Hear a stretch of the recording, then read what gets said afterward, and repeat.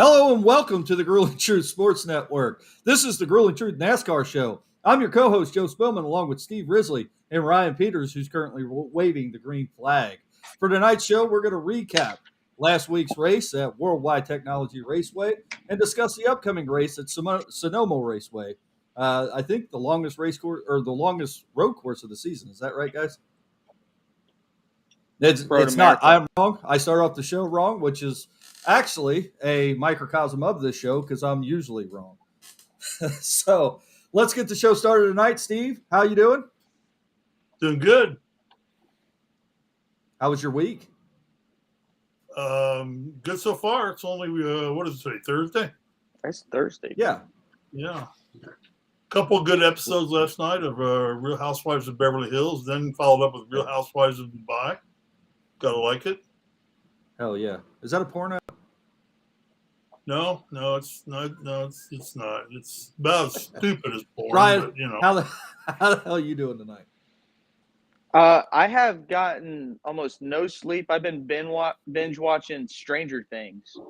So I've been trying to get through that, and it's not good for my sleep. Is that any It's good? awesome. It's awesome. So I've been doing that, Joe, and whenever Indiana weather lets me umpire our children, I do that. But Indiana weather says not so much. I've seen Ryan Peters umpire a baseball game. You should see him ring somebody up. He does this little dance and like a triple Indy thing where he turns in a circle, Steve. It's amazing. That's right. And I'll headbutt those 12-year-olds in their chest anytime. That's right. He definitely takes over that game. People do not go to the game to watch the baseball game. They go to watch Ryan Peters. That's right. Yep. I'm the Ted Valentine of 12U umpires. You've got to love umpires where they believe that the game is about them, not about the players. Right. There it is, right there. You saw it. Joe, how are you doing? Sounds like you had a little bit of a rough week so far. I'm doing great, Steve. I'm always doing great. I don't let life get me down, if that makes sense. I'm doing wonderful tonight, as always. Anytime you wake up on the right side of the dirt, it's a good day. There you go. That's right. Let's get into the show. So his psychiatrist told him to say that, Steve. Yeah, I've been working on it. A Facebook user just said, Joe, which I'm assuming is Tristan. Tristan, I did put your name up there for whatever reason, because he says that every show. Yeah. But so we had an exciting race last week at WWT Technology Raceway, formerly the Gateway Raceway. We saw Joey Logano, who I'm not a big fan of because he's such an asshole. Not really. He's a great guy. Get his second win of the season. What'd you say? Don't be doing great. Keep hosting, bud. Doing good. Anyway, but we had an incident. What are we doing? Good Pastor told me he was going to instill Ryan as the permanent host of this show. Well, you know what? I'm taking back the reins, Steve. I'm taking back. I don't know. I'm just telling you. I'm going to start cussing. I'm going to start cussing. Taking back the reins. Go ahead. We had an incident. We had an incident which is leading to a feud now currently in NASCAR between Denny Hamlin and Ross Chastain. Shut the fuck up, Steve. Speaking of Ryan, give me your thoughts on the incident, what we saw in the race. Was it Busch League out of Hamlin to do what he did after the wreck? Did you enjoy it? Give me all your thoughts and everything you could think on this subject. We talked a little bit about it Sunday night, and I literally don't ever remember laughing out loud of action on the track. I mean, Denny Hamlin just swerving. I mean, it was like watching, like I said on Sunday with Steve, it was like watching road rage on the interstate, and it was so hilarious and entertaining. But what's surprising to me is Justin Marks's words kind of going back at Hamlin, and Hamlin going, "You're not helping your cause, with this incident." So I think the bigger thing is which driver has more to lose due to this feud. Is this feud going to get in Denny Hamlin's head? Because it seems like every time we talk about Denny Hamlin, his mind's on everything else besides like winning a race but he's already got 2 wins. So, and then again, he's cussing out Ricky Stenhouse after wrecking Bubba Wallace. So, like, there's just so much stuff going on with Denny Hamlin right now. Is it worth retaliating, or did he do enough to get his point across? I don't really know what's the right answer. I think it really determines where they're going to be at in terms of the final 8 or the final 4 teams in the playoffs. So definitely something to watch each and every week. It's almost like WWE at this point. Steve? Yeah, a lot of what Ryan said is truthful. I rather enjoyed it, truthfully. I thought it was good fodder entertainment for the middle part of a race, truthfully. Sometimes the middle part will get kind of boring and things like that. So obviously I wasn't pleased that he took out Elliott, but I think that was a total mistake. They were almost 4 abreast there, and I think that's just a victim of him having a faster car than Elliott at the time. And I don't know that Chase should be involved in a retaliation plot or anything like that. And I don't think he will be. He just wants to win and put more points on the board. And now he's only 9 points up in the season points chase. And he wants to win that, I'm sure, because there's a big cash payout and points for the playoff points come with that too. So in terms of Hamlin, I just think as drivers start to wane in their ages and their skills, they just start getting nitpicky and whiny about other things. And I think, like you said, Denny's got so much on his plate right now with the 2311 team, keeping his sponsors happy on the FedEx car. He does have 2 wins, so I think he's pretty solid. I thought it was funny what he was doing the blocking, but it's not something that Elliott didn't do to Harvick last year. If you remember when Elliott was like 5 laps down, he pulled the same stunt on Harvick. So it was good humor, good fun. Now it just sets it up to where you're all going to be waiting for some retaliation on Hamlin's part.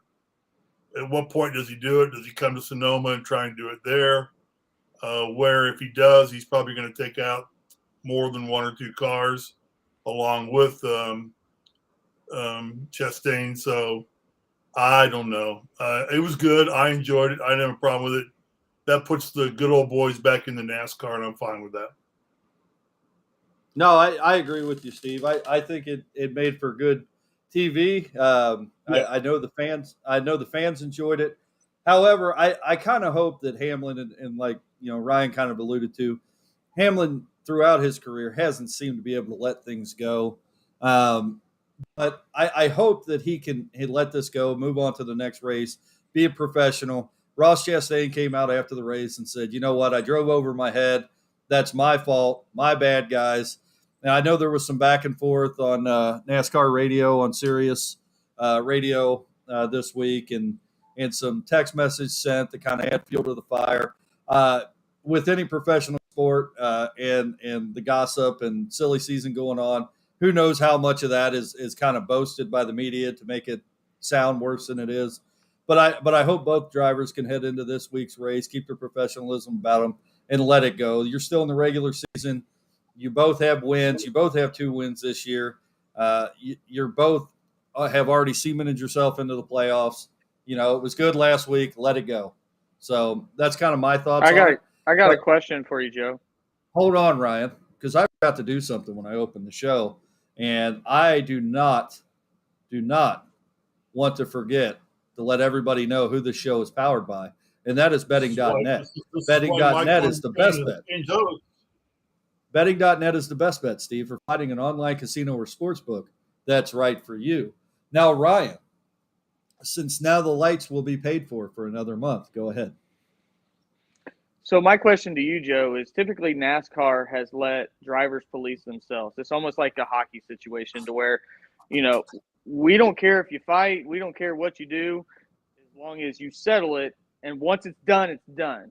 Do you think that NASCAR should continue that mentality with 2 drivers fighting for a championship, one being a younger guy and one literally having one huge check mark mark, not put in a box to be a Hall of Fame career. Do you think NASCAR should continue to do that?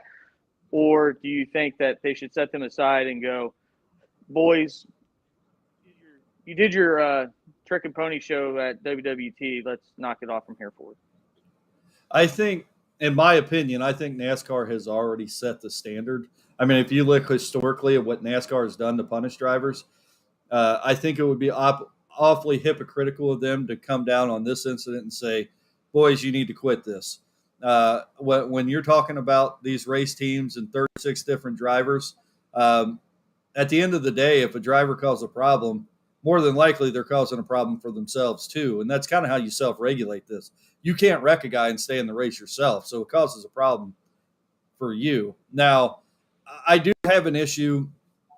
Like I said, I think last week's incident made for good TV, and I might be a little bit more upset about it. Chastain's a mistake, takes Denny Hamlin out of the race, essentially. He gets back on the track. He's six laps down. You know, and if Ross Chastain didn't already have 2 wins this season, wasn't already going to the playoffs this late in the season, I actually may have a problem with what Denny Hamlin did, because he's essentially out of the race. And now he's causing a problem for somebody that's still in the race over a racing incident that wasn't intentional. So, you know, I don't think it was intentional. He didn't wreck Hamlin intentionally. Don't give me that look. He didn't. He didn't do it on purpose. I don't believe. Look at this guy.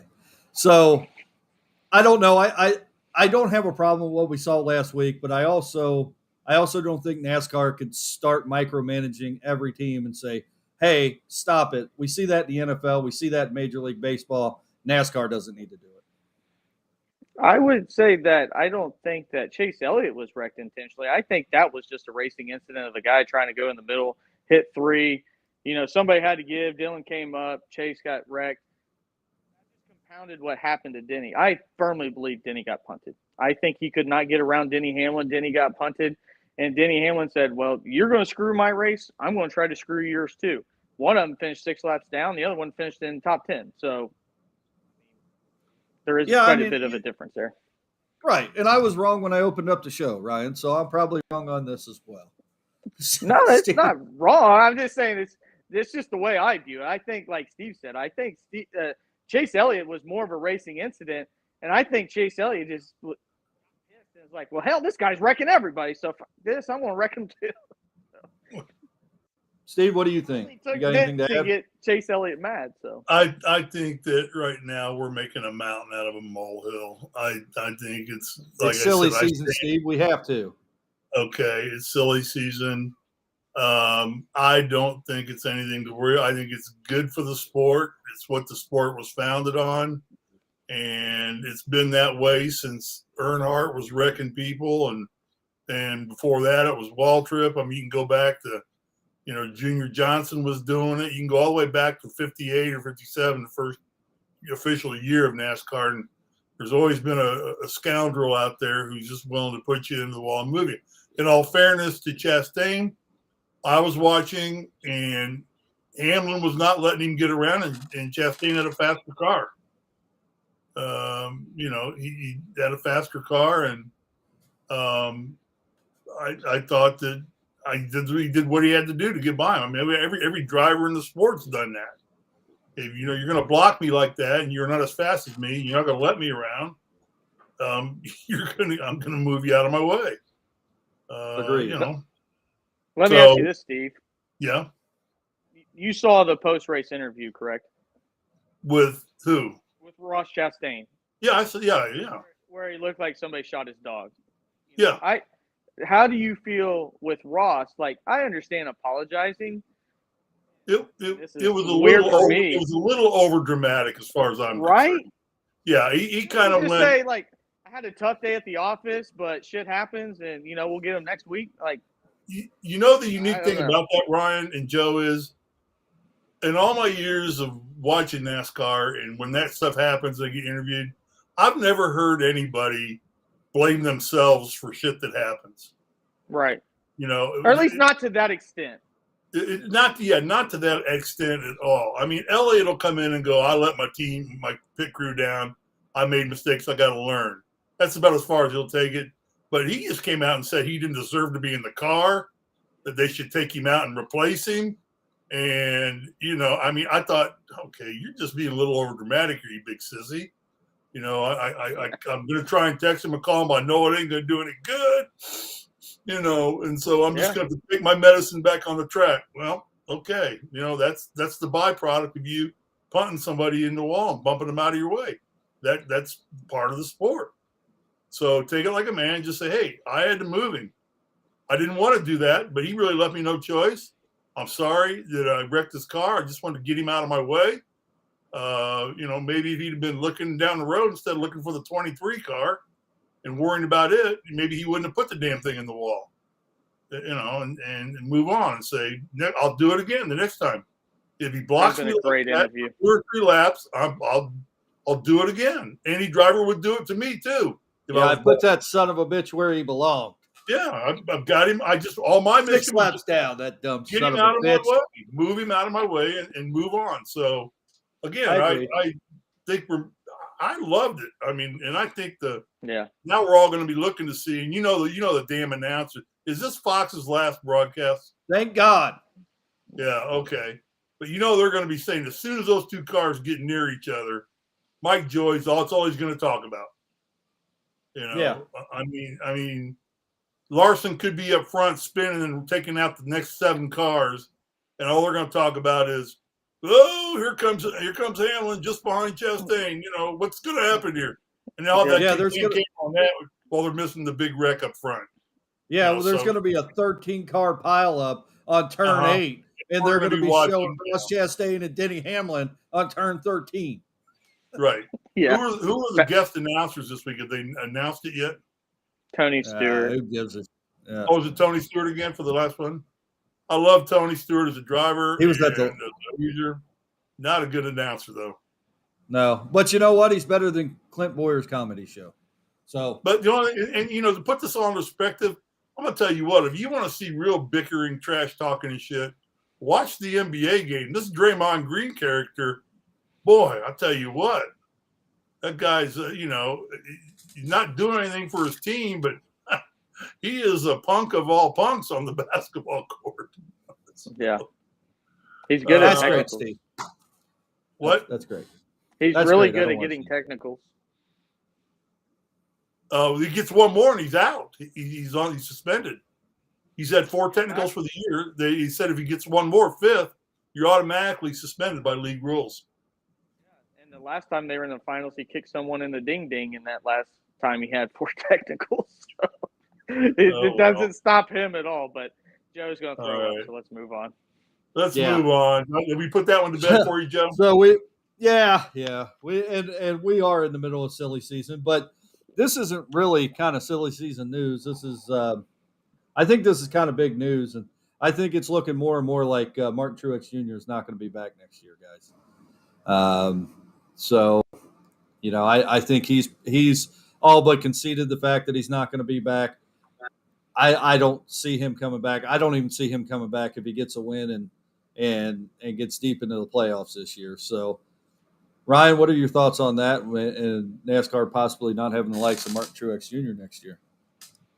Well, the thing that I talked to a unverified source, and that being my dad, we talked a little bit conspiracy theory that what if this news is Martin Truex is talking about retirement, and the reason why Kyle Busch hasn't had a major sponsor is because maybe Bass Pro Shops wants to move to Kyle Busch, but they can't make that commitment until Martin Truex makes that commitment. So that's just something that, we were talking about that has absolutely nothing to do with any type of facts, but, it is interesting. But at the end of the day, talk about a driver that from bottom teams and kind of just worked his way up, and then out of nowhere, for Furniture Row Racing, turned into one hell of a driver later in his career.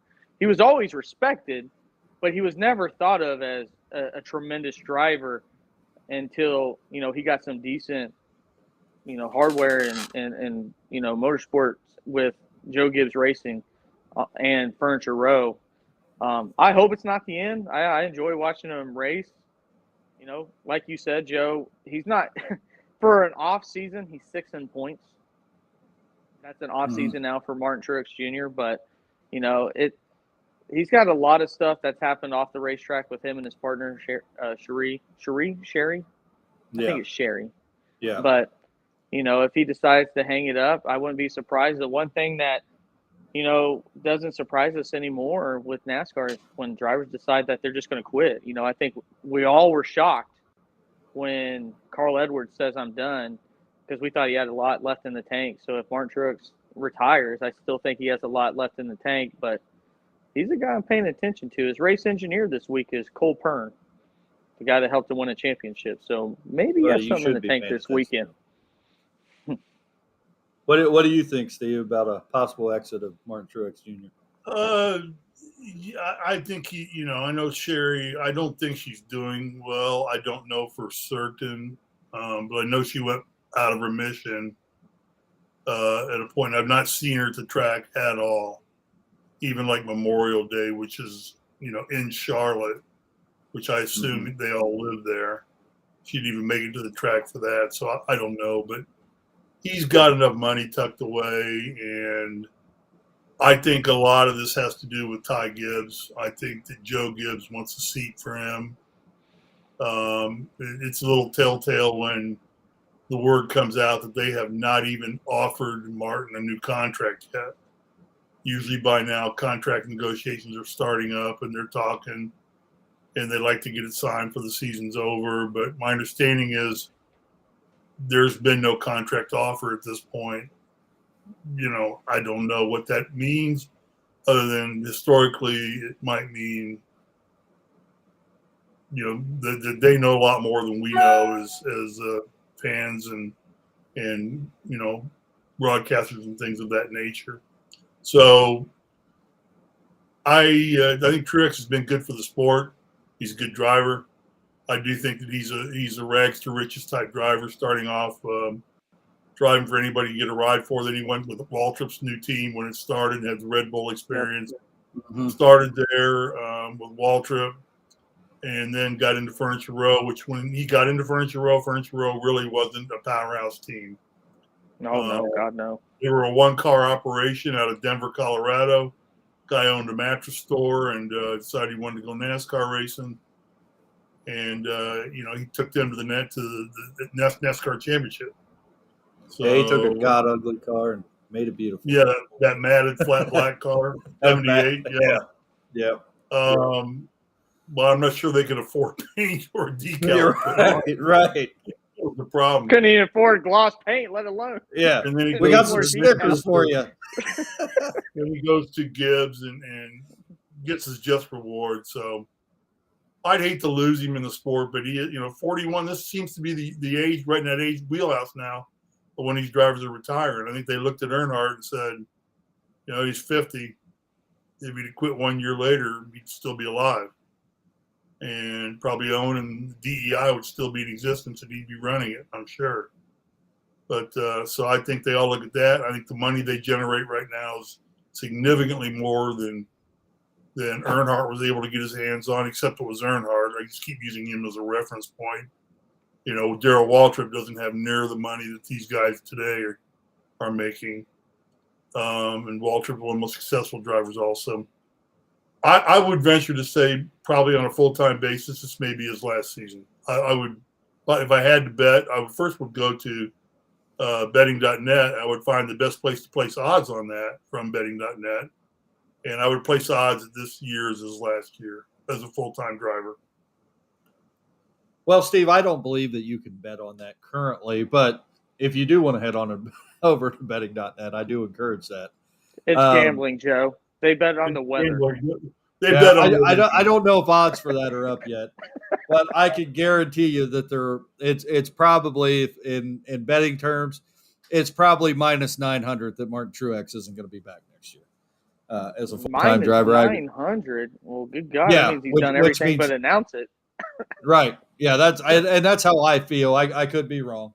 But I agree. Martin Truex has had an incredible season. One driver that kind of reminds me of a young Martin Truex Jr. right now, and I don't know if you guys agree with this, and I'm talking about, kind of rags to riches, put in his time. He's got a little bit better ride as his first ride, but that's Chase Briscoe. He reminds me a lot of Martin Truex Jr. when Martin Truex Jr. Kind of worked his way up, did everything he could to get in NASCAR's top circuit. And I think in the next couple of years, Chase Briscoe is going to be the same kind, if not better, driver than Martin Truex. So, that's kind of my thoughts on that. But talking about young drivers and drivers that are driving in equipment or drivers that could be better, Ryan, I kind of want to talk about this week. Just thinking about drivers that have a lot of potential in the series right now, but we're not seeing much out of them because they might not be in great equipment. That could, if they got with a JGR, if they got with a Haas, if they got with a 23XI, one of these top teams that have great equipment. Is there a driver in the series right now that you could look at and say, you know what, if he was in great equipment, he would be a competitor? Well, I got two. One won't happen because of his age, and the other one I think is kind of glaring. The first driver that I think that I would love to see in top flight equipment, and that would be Alden Dinger. I just love watching that guy race. I mean, he's a wheelman. He had some stuff go on right in the prime of his career where he ended up bouncing out of NASCAR due to the drug enforcement policy, and he's had to work his way literally through the bottom of NASCAR back to the top to get back in. But he's paid his dues, and that dude can drive a car. I mean, he's just a fun driver to watch. That won't happen, but if we could go back in time and say, hey, let's see what happens with Alden Dinger in decent equipment, because he's never been in it. That would be fun to watch. To me, the guy that I think drives in mediocre equipment that could instantly change the way we see him, kind of like a Kyle Larson coming from Chip Ganassi, would be Tyler Reddick. What we think of with the team that's on right now, it's really done nothing since Kevin Harvick left. It's just not a great – Richard Childress Racing is, to me, a lower middle tier that it just happens to get good drivers, but they need to take the next step. And I felt the same way with Chip Ganassi Racing. They had good drivers. They just had poor equipment. I feel like if Tyler Reddick was able to move into better equipment, there would be a real case that kid could be a superstar. He fights, he makes some dumb mistakes, and I think it's because he's driving on that line of, I got to push it because this ain't worth a shit, and I got to get everything that I can out of it. And when you're teetering on that line in a NASCAR, especially this cars, you end up making mistakes. If he didn't have to do that every single week, I think, we'd see a lot more consistent driver, and sure as hell would see at least a win in his overall, stats. Yeah. Steve, you got anybody that comes to mind that? Yeah, I too have a couple, and I'm just going to echo Ryan's comments. I think Alden Dinger, and I don't think he's too old to drive and get up on a top team. I just think he's having great success in the Xfinity Series. I mean, he's leading that series right now, isn't he? He is, or he's right there. Three. He's second or first. He's right there, and he's chalking up wins left and right there, and so I don't know if he'll ever get a full-time Cup ride with a team well enough to do that. He's kind of regarded as a road course specialist. And he's running this week in Sonoma. So for that, I like Dinger a lot. I'm not going to go back into it. The other one I would like to see get in some time. I didn't think this probably at the beginning of the year, but the more I watch this young man drive, and the more I listen to him on the NASCAR show on Fox, I'd like to see Daniel Suarez get in some better equipment. I think the guy can wheel a car. I really do. I'd like to see him put into one of the top three teams, like a Hendrick car or something like that, see what he could do with it. I think he's an aggressive driver, but he's a clean, smart driver. So Suarez would be the guy I would say I would like to just watch him get in some better equipment. Yeah, I think so do you think Suarez, do you think he's in bad equipment right now, or? No, better equipment. Better. Okay.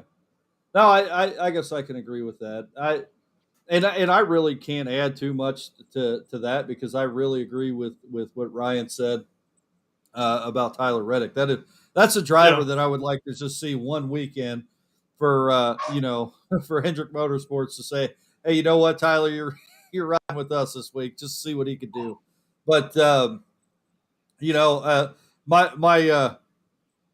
guess this is more of a bucket list thing. I don't even know what you would call this, but one race in the NASCAR season, I would like JJ Yeley to be able to get in the top car and just see if he can finish in the top 10. I mean, that guy has been a workhorse in every circuit for years. He drives anytime he gets a chance. I know, Ryan, I understand it's JJ Yeley, but I like the guy, and I want to see him in a real race car one of these days. And I don't care if that's in the Xfinity Series or the Cup Series. I want to see him in a race car that can actually compete and finish the race. Go what? BJ McLeod has put in 300 starts. He deserves it before JJ Yeley. And everybody loves BJ McLeod. Well, I agree with Joe. Yaley's a guy that I think deserves a shot. Like I said, one or two race deal with somebody good. It's like the Make-A-Wish for JJ Yeley. Yeah, that's how you feel. Oh, one other thing, too, about Dinger getting a good ride in a good car. If you got a good ride in a good car, we see more. You'd be more NASCAR races. We get more airtime of a smoking hot wife who is that's what Steve tunes in for. She's Mrs. North Carolina. Hey, June 23rd on USA starts Austin Dillon's Life in the Fast Lane. Yeah, that's a good plug for all 7 of you guys wanting to watch that. I'm going to watch it. That's great, Steve. You probably watched all the 6 of the rest of you that want to watch that. Jesus. I don't even AJ Dillon, even his Austin Dillon's mom would go, turn it. Anyway, curling in 3 years. Anyway, before we move into our next topic, I do want to remind everybody that the Grueling Truth and the NASCAR Show is powered by Betting.net. Betting.net is your best bet for finding an online casino or sportsbook that's right for you. So, guys, as we move in and we kind of wrap up talking about WWT this week, go ahead and start thinking about 3 drivers or 3 teams this week that were the biggest winners. I want to hear a driver or a team that was the biggest winner, or driver, team that was the biggest loser, and your biggest surprise of the weekend. Ryan, I'll let you go first with this one. Well, my biggest surprise is I'm going to go with the guy I just talked about, is Allman Dinger. He got a top 10 after driving or flying in from Portland, winning a race in a slip and slide race. So I think he's got a good chance to keep this going. He's going to his bread and butter this weekend, and give a little bit of a preview. He most certainly will be in my top 5 drivers that I'm going to be picking here in, shortly. But, that's my biggest surprise. Obviously the biggest disappointment, we kind of talked about this Sunday. It was just all of Hendrick, no top 10 for their 4 drivers. That's pretty much unheard of, with that type of equipment, to not even luck into a top 10, but it is what it is. And, which, if you guys wanted me to talk for 20 minutes, I could say my biggest disappointment was Kurt Busch not having his brothers back, but we'll save that. And then, I think my biggest accomplishment, and I think for a driver so far, I mean, easily you could point to Joey Logano taking advantage of that race and getting a win, but man, Christopher Bell's having a hell of a year so far. Got another top 10. He's been running so good, and it's kind of gone just completely unnoticed how well that he's run so far this year. I think he's really taken a step forward, and I think that even on qualifying, you're really seeing, what a new crew chief can do with a guy, and they figured something out in that 20 camp, and I think more wins are coming sooner rather than later for Christopher Bell. Agreed. Steve? What are the categories? Good, bad, and surprise? Who's your biggest winner, biggest loser, and who's your biggest surprise of the weekend? Well, my biggest hang on. No, never mind. That was last week. The hell with that.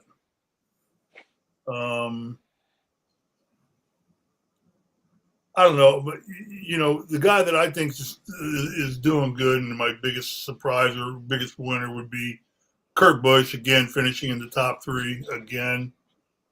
He's all of a sudden taken hold of that team. It's a rookie team with all of their attention put on the 23 car rather than the 45 car for the most part. He's going out there and doing a heck of a job, and he's getting consistent all of a sudden. He's not just flash in the pan and then vanishing back to the back of the pack for the next 5-10 races. He's up competing all the way, and I, like you, would have rather have seen Kyle Busch win that race than Logano, and I was disappointed he didn't give him a better push too. But I don't think that was intentional. I think he just missed the jump and didn't get a good jump and didn't help out his brother at all. So disappointed with that. I agree. The biggest disappointment, surprise, was just Hendrick for the same reasons you said. I mean, it's just, I don't know if you can even pick anybody else that's as disappointing as Hendrick, putting all 4 of their cars and nowhere near the top 10. And, you got to almost add to it individually in there. Really, truly, Larson has just been, since early in the season when he got his win, he's been almost non-existent in competing for wins in races. So, I mean, he's up there to some degree, but I'd like to see what his average finish in the league is in the series is right now. I'll bet it's the lowest it's been since he's come. Yeah, he's struggling with this new car for sure. He's struggling with it. Yeah, he's struggling with it. Elliott's not doing much better. Well, Elliott, he's got a bunch of top 10s. He just but Elliott finds the way to get himself caught up in other people's messes all the time. That's his MO. He doesn't cause anything, but he just sometimes, anytime something starts happening on the track, there's the 9 car right in the middle of it, and it's not his fault. So, yeah, I would go with Kurt Busch and Hendrick Motorsports is just being dismal. Yeah, I Hendrick think we're all going to slash Larson. Yeah, I think we're all going to be in agreement of who the biggest loser is this week. I mean, it's obviously Hendrick, and we talked about that. And for those who are listening, if you want to go back and listen to some inflamed, passionate feelings about this past week's race, check out our post-race show every week. Check out this past week's post-race show where we go more in depth on the race just right after it happened, so we can give you a little bit more emotion. But yeah, I think we all agree that Hendrick was the biggest loser.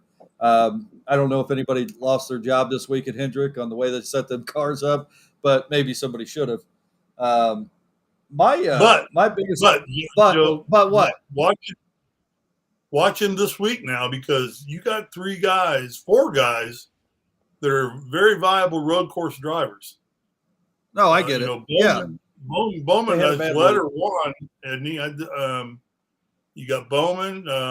Byron's not driving bad anywhere you put him right now. Then you got Elliott, who's actually where I looked, he's the favorite to win this race right now. He probably is 9-2 right now.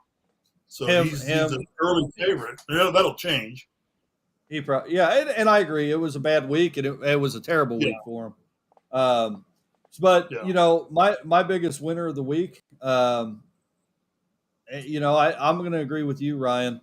It's got to be AJ Allman Dinger coming off, flying in the morning, no sleep, getting in that race car with a top 10 finish. And I almost want to have, because this isn't really a surprise for me, it's also another big winner. But I'm going to go with my biggest surprise of the week is Eric Jones finishing 7th. He's actually not having a bad season. They've had a couple hiccups in their car. So, he's seventh place finish this week. Great race. He ran a great race. And, as I said, the biggest loser is obviously Hendrick. Moving on, though, did anybody catch the ratings or see the ratings for this week? Not another bad week for NASCAR. They had 2.5 million tune in to see the race. Not quite as good as the All-Star race, but still good numbers for, a mid-season race. So at Worldwide Technology Raceway. On cable, that's pretty normal. On cable. Is it too? Yeah. Yeah. So I don't know. I mean, the only real competition they had this week, correct me if I'm wrong, Steve, is the Indy race was at the same time. But was anything else going on Sunday? U.S. Women's Open, I know. Golf Open was on Sunday. But I don't know if they had much competition. But, numbers a little down this week. I don't know. I think they'll probably be around the same amount this week. What? Has the USFL folded yet? It hasn't. As a matter of fact, they're gearing up for their playoffs. So the USFL show on the the USFL show here on the Grilling Truth folded because nobody gives a shit. It has folded. It has folded. As the old saying goes, you can't make chicken salad out of chicken shit. But before we move on to next week's race at Sonoma, do you, Steve or Ryan, have any final thoughts on this past week's race? Don't go over my picks. Don't go over your picks. We're going to go over your picks. All right. Steve, you got any final thoughts? No, I thought that the track, I guess you call it St. Louis, although it's actually, man, you need to blow your nose. You got boogers in there. Let me see. Yep, you do. Nah. You did. When you did the close-up, you had boogers. I think I'm going to call it St. Louis. So that the city and town and the organizers put on a good show, sellout crowd. They got to see some really good entertainment. It looks like a fun track. Drivers all seem to like racing there. In his defense about Alden Dinger having success there, I think he's one of the few drivers who have raced on that track before as part of the Xfinity group. So he had probably a little more experience on that track, although I'm not taking anything away from him flying cross country overnight, and getting to St. Louis and running that race. So, but I thought it was a good show. I enjoyed it. It kept my attention the whole race, especially when the dust up occurred. Then you start wondering, are they going to retaliate? And then it really got my attention when he punted Elliott. But again, that wasn't an intentional punt. That was just 4 abreast cars in there. There was nobody anywhere to go except forward, and Elliott was mucking up things, not going as fast as he should have been going. So that's what happened to you, Chase. Get your ass going. Get faster, little son of a bitch. It definitely deserves to be on the schedule for next year, based on the performance, based on the fans showing up, based where it's at a track near St. Louis. I think it definitely showed that it deserves to be on the Cup schedule again next year. Yeah, no doubt. Yeah, St. Louis, Missouri, and the Enjoy Illinois 300 was a great race. Yeah, don't get me started. Anyway, guys, let's move on to this week's race at Sears Point, formerly Sears Point, Sonoma Raceway. What is this track? Infineon. That's only like about 3 hours away from here, from me. Are you going to go, Steve? Well, Steve, it's like 75-inch big screen TV. Why the hell would I go? It's like 7.5 hours from you because it's going to take you at least 3 hours just to get the hell out of L.A. No, actually, we live on the far end of L.A. We live right at the crosses where the 405 ends and the 5 starts, and you take the 5 north all the way up, and we are right there. The 118, the 405, and the 5 all converge within a mile of our house. We can avoid so much traffic until we start going south and start getting into LA. We live in the valley, baby. In the valley. You know what else I learned this week too? What else you learned, Steve? Oh boy. I learned that the 65-inch flat screen I bought for our bedroom is too fucking big for a bedroom. My eyes are going bug-eyed watching this damn thing. Should mount it to the ceiling. The announcers are going to bite me or something. He's watching the Dodgers infield fly ball. You should mount it to the ceiling. No. You mount it to the ceiling, I put my head up there. I put my head up next to the screen, and the head on the person on TV was bigger than my head. Jesus. So, that's big. That is a huge head. It's a huge head. no doubt. As Donald Trump would say, huge. That's huge. All right. Record I don't hugeness. even know what we were talking about. Yeah, I thought St. Louis did a good job. We're talking about Sonoma now, Steve. Oh, we are? Oh. What are we talking about, Sonoma? What are we saying? Well, Sonoma's, I think, correct me if I'm wrong, I think it's about 2.5 miles long. I think it's a 12-turn racetrack, I believe. I had it written down, but I sent it to Steve because Steve wanted it before the show, and I never pulled it back up.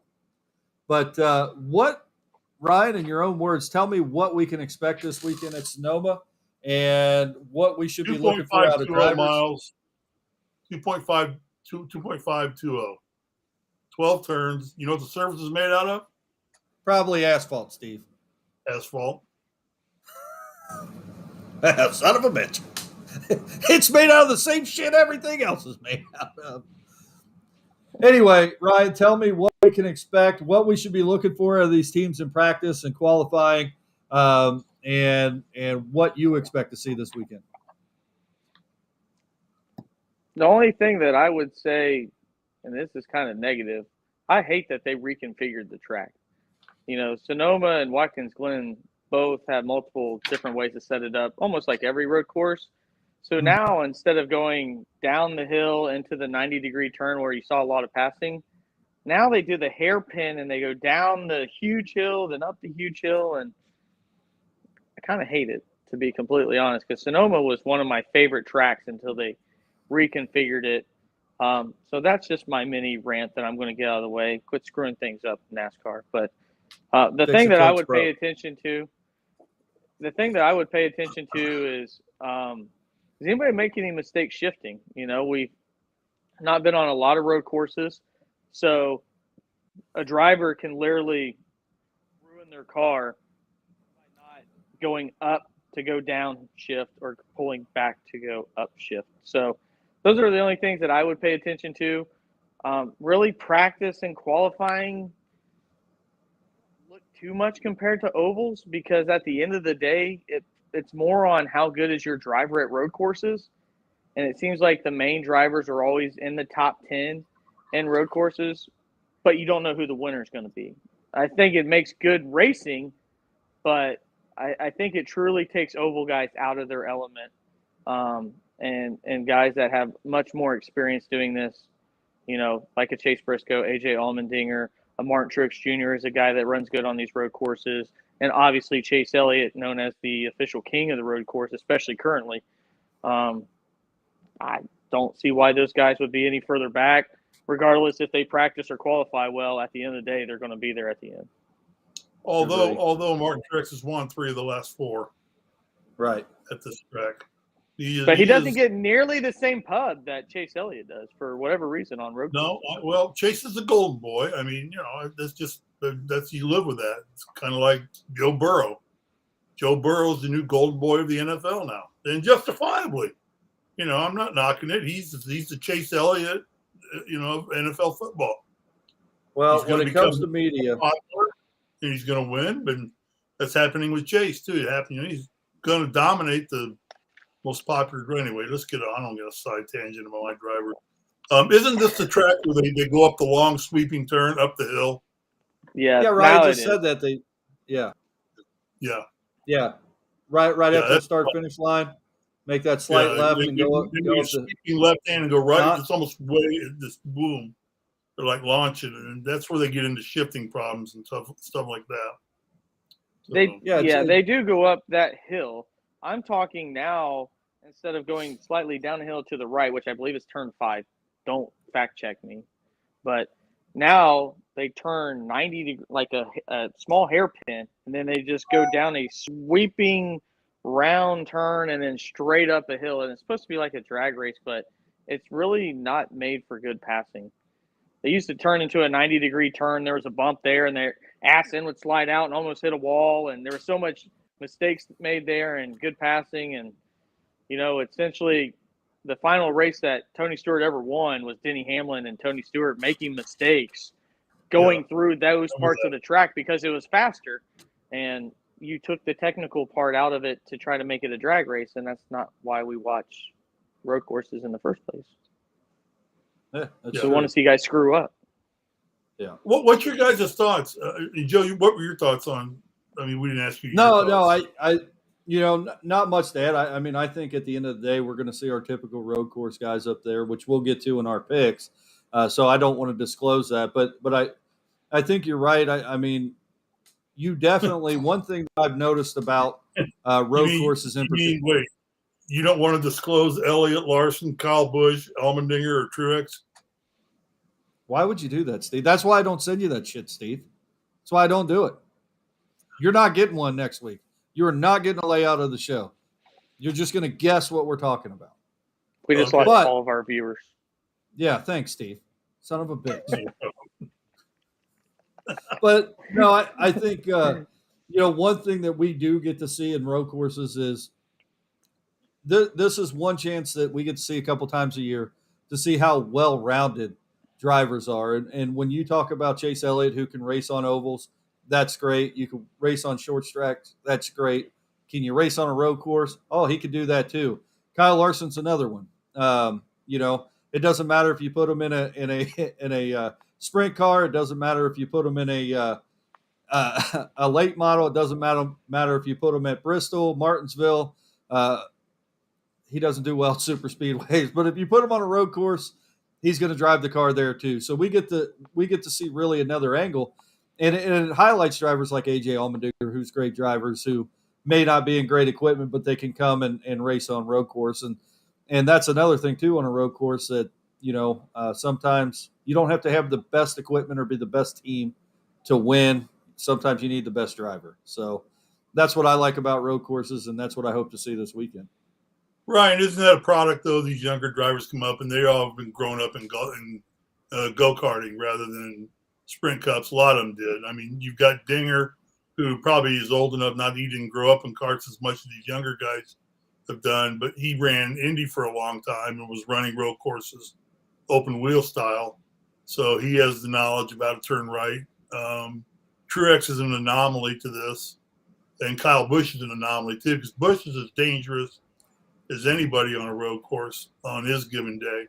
But these younger guys like Elliott and Larson and Chastain and Bell, they all kind of grew up driving go-karts. Do you think that factors into them being a little bit more adaptable to the road courses? I think it helps. I think the biggest thing that they utilize anymore is just a simulator. I think that road courses are one of those things that, we talked about Darlington, you had to drive with your eyes. Well, you don't have to worry about that a lot on road courses. It's mainly, can you hit your shift points? Are you losing time because you're shifting into a gear way too early compared to the rest of your teammates? These younger drivers or these older drivers had to do that in practice. Younger drivers, they've already managed all their shift points because they've already taken 150 laps on these road courses now. So they don't have to worry about that anymore. So I think that's the biggest benefactor, because it used to be only the older guys won on road courses. And it's still that way a little bit. It's more experienced drivers, but you're starting to see that gap shrink, like you said, Steve. And I think it's just because the technology's changed.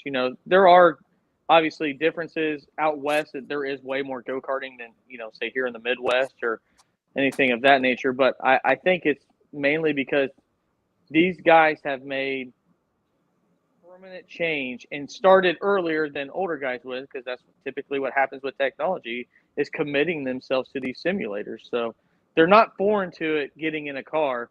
The only thing that changes is now they feel it more so than, than what they've already run previously. Great point. So, anybody got any last words to add before we move into our picks?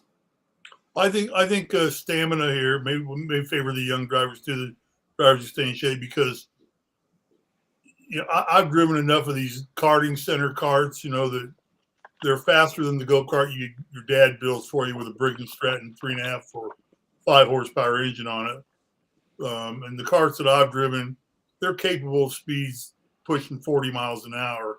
And of course, they never let the track get long enough of a straightaway you can really get them that fast, but they respond well. And I know I drove one time, I think I've talked about before, for like over an hour straight. and not getting out of the cart, I thought my arms were going to fall off. So the concentration and focus for these guys, and they're having to turn and shift and do a lot more of that than they're used to. And the more you drive, the more energy you're expending, and the hotter that car is getting, really wears on these drivers. So I think stamina plays a big role too, and how good a shape you're in, and how well you can keep, your wits and your body in check as you're, going to the latter part of this race. Joe, I will say one more thing too. I think the younger guys do have an advantage now more so than ever because of the getting rid of the H pattern shifter. That used to be a big deal, having to go through the gate when you're trying to 75 laps, let alone, they'll shift more in this race alone than probably all the other races combined that they've done the entire year.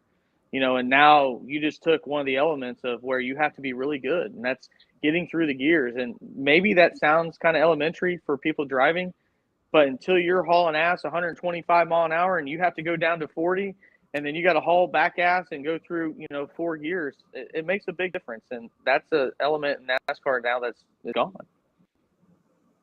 Yeah, agree. Let's get into our picks for this. Well, I just want to thank you, because when Ryan got done talking, you said great point. When I made my point, you just looked at me like, what a dumbass. Thanks. You didn't say another great point, Steve. Thank you. That's a great point that you make there, Steve. What, that I'm a dumbass? Let's get into our picks for this week's. He's not gonna deny that, is he? Let's get into our picks for this week's race at Sonoma. But hey, Joe, why don't you go first? But before, you already gave everybody my pick, Steve, because you're a jackass. Anyway, last week I picked more like Goodcaster every day. That's right. So to preview our game, you get 2 points for a top 5 finish. You get 5 points for a win, and you get 1 point for a top 10 finish. And he just black flagged you. Currently, I'm black flagging my picks. Okay. Yeah. Well, I'm still going to read them. I picked Kyle Larson, Kyle Busch, Denny Hamlin, Martin Truex Jr., and Ross Chastain. I came out of the week with 4 points with Kyle Busch and Martin Truex Jr. Who else finished in the top 5? Anyway, I had 4 points. That brings my season total to 50. Steve, you picked Chase Elliott, Kyle Larson, both Bushes, and Alex Bowman. You got 4 points with 2 top 5 finishes with Kyle Busch and Kurt Busch. That brings your season total to 47 points. Ryan got 1 point this week. I'm not going to say his picks because he's black flagged them. But his season total. Points. I'll give you 2 points, Ryan. Shit, I don't care. I picked Kyle Busch. Yeah, he got 2 points. I'm sorry. So you're still trying to screw me. That brings his season total to 35 points. And Kyle Busch is the only driver that I'm going to mention for him this week because we don't want to lose all credibility on this show.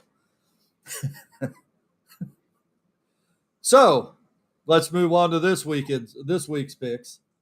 And Steve, I'm going to let you go first to see if you steal every one of my picks.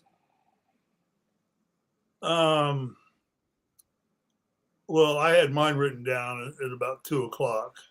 Sure you did. So I don't know when you wrote yours down. I didn't get this the memo with your picks on it until about a minute before the show started. But that's okay. I mean, I know you had a busy week, so I'm not sweating it. I'm going to take obviously my homeboy Elliott. Larson's really been the hottest driver out there. Got to go with Truex, with the success he's had in the last 4 years on this track with 3 wins in the last 4 years. I think Kyle Busch is incredibly dangerous and drives well. And I've got it down to 2 drivers that, tell you what, I'm going to take Ross Chastain. The only downside with Ross Chastain is if he doesn't get the shit kicked out of him by Hamlin, which this is a great track to get him to.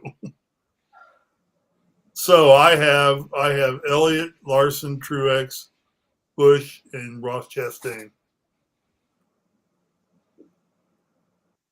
Ryan?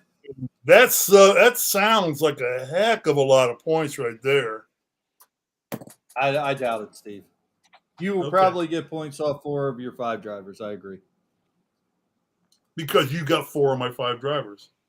No, you got 4 of my 5 drivers, Steve. Anyway, Ryan, I went first. Technically, Joe went first because you read his names off first. That was unofficial. Oh, my bad. I was guessing and speculating. The guys I'm going to go with AJ Allman Dinger, Austin Cindric, Chase Briscoe, Martin Truex Jr., and Chase Elliott. Who was your second driver? I don't know. AJ Allmendinger, Austin Cindric, Chase Briscoe, MTJ, and Chase Elliott. I know I went with Chase Elliott. You don't have to put your hands on your head. Ryan, you got 35 fucking points for the season. Start picking real drivers. I'm about to shoot up there, baby. I gotta tell you, Ryan. Pick a different driver than Austin Cindric. Austin Cindric is out of left field. Where did that come from? Yeah, pick a different driver. It's going to happen. It's going to happen. Can we do that, Joe? Can we veto his pick and say he's got to pick another driver? I'm about to veto if Austin that pick. Cindric wins, I get 10 points. Oh, let's make that bet, Steve. You good with that? I'm good with that. Yeah, because he's still not going to catch us, even with 10 points. Woo! I know. We'll give you 10 points if Austin Cindric wins this. My favorite driver. Yeah, I'm even going to put it here, plus 10. Plus that. I've got to tell you, I think if he gets in the lead, about 3/4 of the field is going to punt his ass. Yeah, Austin Cindric's not winning this race. Austin Cindric's not finishing. You know what? I'm going to not only that, I'm willing to give you 10 points for a lead or a win on Austin Cindric, and I'm willing to give you 5 points for a top 5. You go with that, Steve? Sure, why not? Making it easy at this point. That's how much I think that pick sucks. It's called charity or reparations or something like that. It's like Make-A-Wish. If he wins this race on Sunday night when we do the post-game show, I'm just going to scream the entire time. Woo! I'll be like Nature Boy Ric Flair. How come you didn't pick Kyle Busch? Why? Yeah. Got to let it go for a little bit. Just ease off. It's Sonoma. He's better at Watkins Glen. I'm going to wait for that. And I had to get Austin Cindric on there. Oh, very well. Well, I'm going to give you my picks, and they're a lot like Steve's because Steve stole my picks this week. I'm going to go with Chase Elliott for obvious reasons, Kyle Larson for obvious reasons, Kyle Busch for obvious reasons, Martin Truex Jr. for obvious reasons, and AJ Allmendinger because I think he's the best road course racer in the sport, and that's my honest opinion. So those are my 5 picks. So I should be beating Steve by about 2 or 3 points this week because Ross Chastain is going to get punted out of the race 30 laps in. So I wouldn't have wasted a pick on him this week, Steve. I know. It was yeah. I almost took Christopher Bell instead. And Don Vaughn, I'm going to take a stab at this one. Swanson House says you can't go wrong with Busch, and I agree. Do you agree with that, Ryan? He didn't spell it like Kyle or Kurt, so I'm not going to put myself on that because I don't know what kind of Busch he could be alluding to. So I'm just going to plead the 5th. Oh. You know what driver has the lowest in the last 5 years? You know what driver? If he's talking about the band, it's not bad. The best average finish in the last 4 years? Who's that? Who, where? Huh? What did you say? what driver in the field has the best average finish in the last 4 years? Russ, I don't know who. Well, they said it was Kurt Busch. Yeah. With an He average wasn't talking finish about of that kind of Busch, Steve. 4.2. That's really good. But you got to figure if Truex has won 3 of the last 4, that's 1, something else, and 1. How could it? He must. I think he wrecked out of one. Yeah, I think. Must have wrecked out of one and finished pretty low. He wrecked out of one.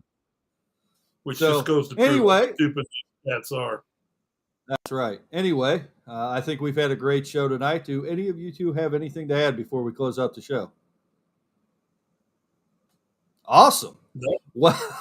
Well, great show, guys, tonight. I want to thank everybody here for watching the show with us. Again, I want to remind you that The Grueling Truth is powered by betting.net. Betting.net is your best bet for finding an online casino or sportsbook that's right for you.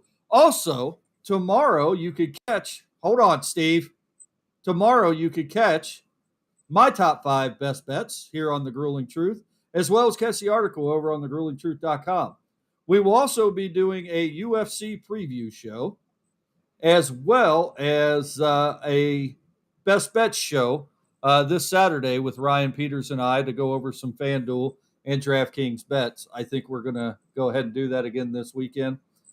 So catch us here on The Grueling Truth. Like and subscribe to our page. You can catch us on YouTube, Facebook, Twitch, and all places that you could catch any major podcast. Steve, what is your last point?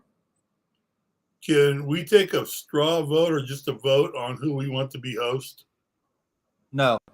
Anyway, have a great show or have a great night, guys. We will see you for the post-race show, which Ryan Peters will be hosting.